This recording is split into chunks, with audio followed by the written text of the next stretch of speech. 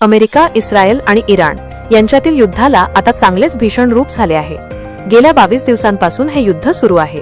या युद्धामुळे संपूर्ण जग ऊर्जा संकटाच्या खाईत लोटलं गेलंय। पाकिस्तानात महागाई वाढली आहे। या युद्धाचा फटका पश्चिम आशियातील अनेक देशांना बसत आहे।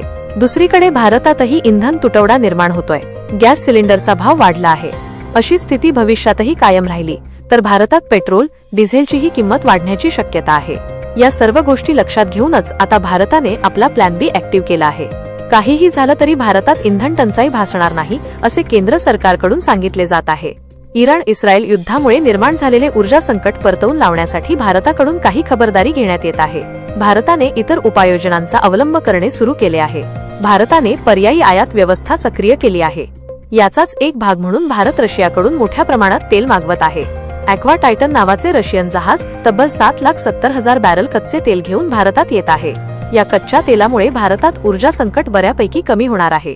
दुसरीकडे 18 मार्च रोजीच जग लाडकी नावाचे तेल घेऊन येणारे जहाज मुंद्रा पोर्टवर आलेले आहे। गेल्या 22 दिवसांत भारताने तेलाचे 4 मोठे जहाज आणले आहेत। या जहाजांत नैसर्गिक वायू आणि तेल आहे। इराणने होर्मुझची सामुद्रधुनी बंद केलेली असली तरी भारत आता अन्य वेगवेगळ्या मार्गांनी कच्चे तेल तसेच नैसर्गिक वायूंचा पुरवठा करत आहे। त्यामुळे काहीही झालं तरी भविष्यात इंधन तुटवडा होऊ देणार नाही असे आश्वासन पेट्रोलियम मंत्रालयाने दिले आहे। केंद्र सरकारने दिलेल्या माहितीनुसार भारताला प्रतिदिन 55 लाख बॅरल तेल लागते। भारताकडे तेलाचा पुरेसा साठा आहे असे केंद्राने सांगितले।